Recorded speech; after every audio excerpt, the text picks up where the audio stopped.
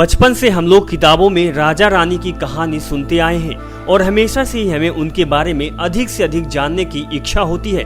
कुछ महाराजा अपनी सियासत के लिए जाने जाते हैं तो कुछ अपनी रंगरलियों के लिए। ऐसे ही एक महाराजा थे भूपिंदर सिंह, जिनके बारे में आप जितना जानेंगे उतने ही ज्यादा जानने की इच्छा होगी। 12 अक्टूबर 1891 को पटियाला के मोती बाग में जन्मे भूपिंदर सिंह महाराजा राजेंद्र सिंह के पुत्र थे और वर्ष 1900 में पिता की मौत के बाद भूपिंदर सिंह को राज्य का दायित्व संभालने को मिला, जिसे वर्ष 1909 में औपचारिक तौर पर भूपिंदर सिंह ने संभाला। छोटी उम्र से ही महाराजा काफी रंगीन शौक रखते थे। दरअसल पटियाला रियासत के महाराजा भूपिंदर सिंह अपनी रंगीन मिजाजी के चलते बहुत ही मशहूर थे। इस रंगीन मिजाजी के सच्चे किस्से आपको चौंका देंगे, क्योंकि पटियाला के इन महाराजा की गतिविधियों का जिक्र महाराजा भूपिंदर सिंह के दीवान जर्मनी दास ने अपनी किताब महाराजा में किया है। हम आपको बता दें कि महल का एक स्पेशल कमरा हमेशा सिर्फ महाराजा के लिए रिजर्व रहता था और कमरे की दीवारों पर चारों तरफ बने चित्रों में सैकड़ों तरह के आसनों में प्रेम के डूबे औरत मर्दों को दिखाया गया था। कमरे को हिंदुस्तानी ढंग से सजाया गया है और फर्श पर कीमती जवाहरात से जड़े मोटे मोटे कालीन बिछे हैं और महाराज के भोग विलास का पूरा साजो सज्जा का सामान मौजूद है।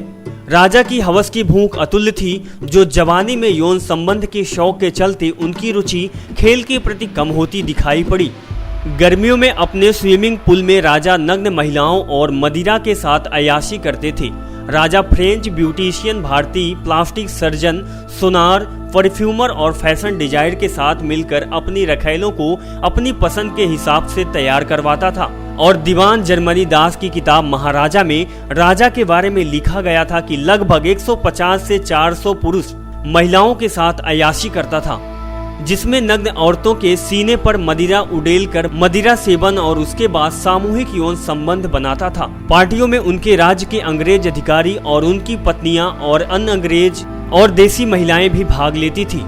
दीवान जर्मनी दास ने महाराजा में इस किताब के खुलकर लिखा है कि इस अवसर पर क्या क्या होता था।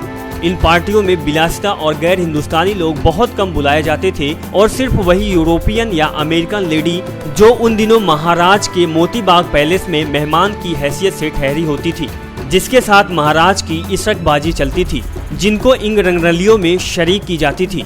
पिता महाराज राजेंद्र सिंह की मौत के बाद राज्य में शासन बने भूपिंदर सिंह ने 38 वर्षों तक राज किया। सिख परिवार में पैदा हुए इस शासक के बारे में कहा जाता है कि उन्होंने 10 से अधिक बार शादी की थी। एक अंदाजे के अनुसार महाराजा भूपिंदर सिंह 88 बच्चों के पिता थे। हम आपको बता दें कि वर्ष 1929 में राजा की ठाठ का एक और उदाहरण सामने आया, जब उन्होंने कीमती नग हीरो और आभूषणों से भरा संदूक पेरिस में जौहरी को भेजा था। लगभग 3 साल की कारीगरी के बाद तैयार हुए इस हार में खूब चर्चा बटोरी थी। $25 मिलियन की कीमत वाला ये हार देश में सबसे महंगे आभूषणों में से एक था। राजकीय ठाठ की अलग ही परिभाषा भी राजा के लिए और भारत में एयरप्लेन खरीदने और अपने राज्य में रनवे बनवाने वाले पहले व्यक्ति थे। भूपिंदर सिंह के पास 44 रोल्स रॉयल्स भी थी, जिनमें से 20 रोल्स रॉयल्स का काफिला रोजमर्रा में सिर्फ राज्य के दौर के लिए इस्तेमाल होता था। 1935 में बर्लिन दौरे के वक्त भूपिंदर सिंह की मुलाकात हिटलर से हुई और कहा जाता है कि राजा से हिटलर इतने प्रभावित हो गए कि उसने अपनी मैबैक कार राजा को तोहफे में दे दी।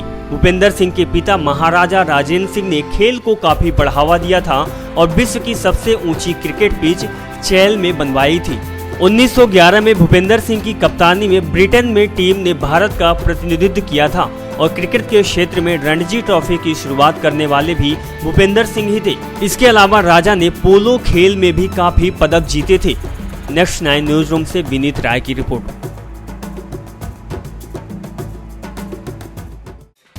Subscribe now to receive new updates, reviews and news.